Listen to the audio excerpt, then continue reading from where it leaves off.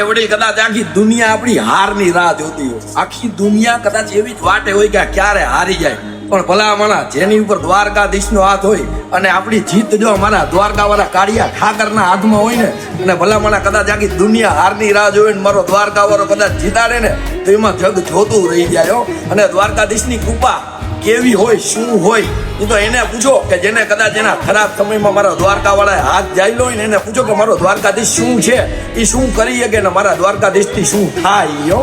તો દિલથી બોલો જય જય જય જય જય દ્વારિકાધીશ. ઉડાડાનું ગાડું હાકે રે મારો દેવ દ્વારકા વાળો